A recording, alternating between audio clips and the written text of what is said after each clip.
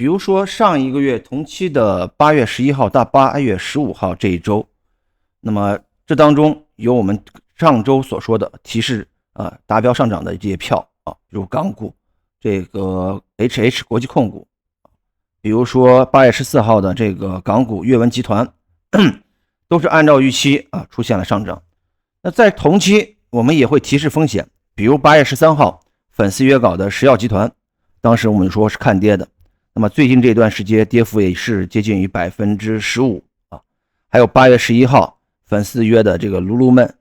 那么我们也是看跌的，整体跌幅也是达到了 13% 左右。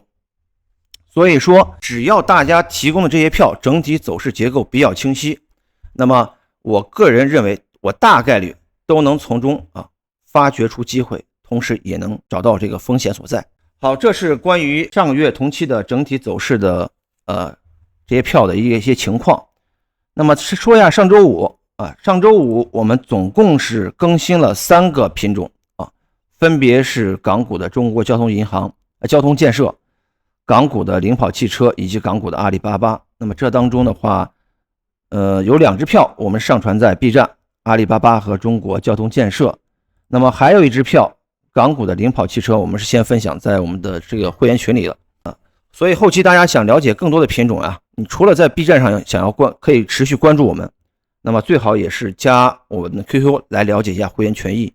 因为会员群里面的视频分享会更多一些，更全面一些。好，接下来进入到本期视频的主题本期视频我们要说的这个票是美股的微策略，英文代码是 MSTR， 这是咱们粉丝的一个约稿。其实这支票之前我们在4月21号的时候视频当中聊过，但是经过这将近5个多月的时间发展，整体走势在小级别结构当中发生了一些变化但是并不是说它的长期上涨趋势结束了，还并没有。那接下来我们就看一看当前的这一波整体上行走势，它的小级别结构发生了哪些变化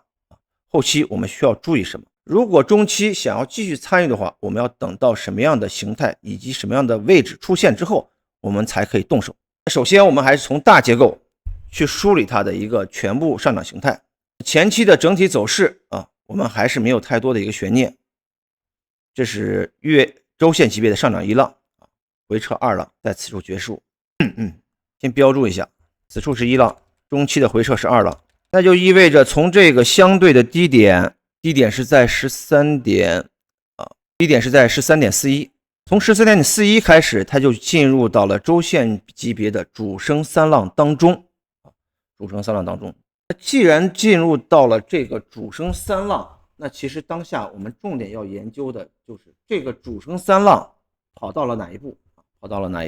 那这个主升3浪，我们首先要看一下它相对的低位出现在哪里。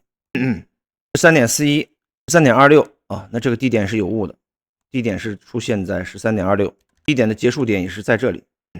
好，既然我们现在已经确认了低点出现的位置，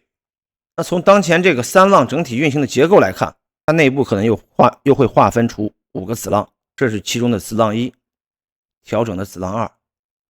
上涨的子浪3，调整的子浪4。那目前可以说就是处于这个子浪5当中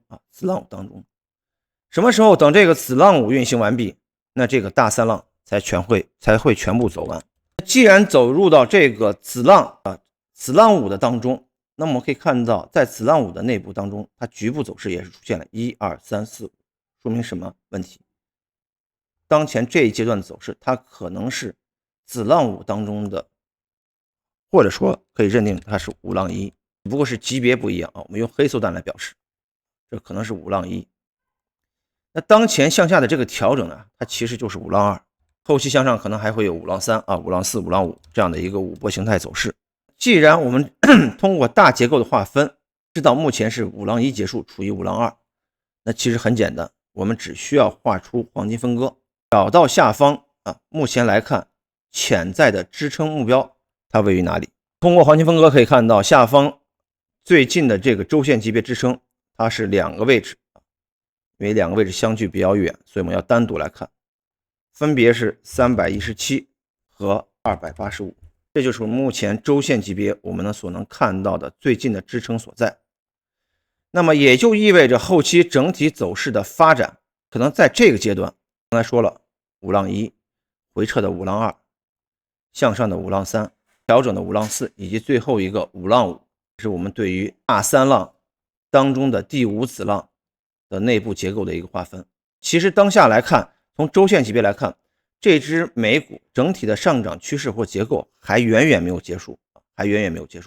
它还需要时间，才有可能会完成以上我们所说的这些次级别的结构。等什么时候这个次级别结构全部走完了，我们届时再来讨论这个大三浪结束的可能性。所以近期我们要重点关注就是317或者285这个位置，看看在以上两个位置附近是否会出现周线级别的底分型十字星。如果出现了，我们就可以考虑少量的资金去参与建立这个底仓。但是由于目前是处于周线级别的调整，它每一个支撑和每一个支撑相隔的位置比较远，我个人觉得如果在317或285附近进场的话，你止损给个7、8美金就足够了，7、8美金就足够了。我们永远是保持盈亏比的思路，以小博大的一个概念。接下来我们就要对比一下，看一下这个三浪当中的这个子浪三和子浪五的一个幅度比例关系来测算一下后期向上整体的一个目标压力在哪里。我们用到这个波浪尺，那通过波浪尺我们可以看到上方目前能看到的最近的压力目标，它是位于这个1倍的位置713，这是一个位置。同时我们可以用一下更大周期的一浪和三浪的一个比例关系，可以看到现在目前三浪运行到一浪已经是4倍以上的这样一个空间幅度了，整体涨幅还是比较大的。在5倍的空间位置它是一个比较关键的压力这是位于620，也就是说后期如果经过时间的运行，它突破了前期这个三浪三的高点544，也就意味着后期整体三浪五向上的目标将会往620，首先往620看，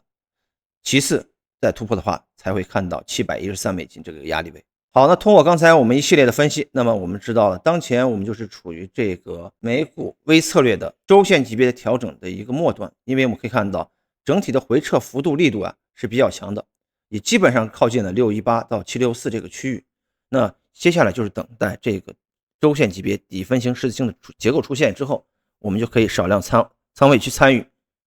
等待后期这个五浪三的整体的一个上涨一个爆发。好，以上就是今天我们关于这个关于这个美股微策略 MSTR 的新的结构波浪形态分析。那么当中也是分享了中线的一些机会，后期我们等待市场的验证。好，本期视频到此结束，我们下一期再见。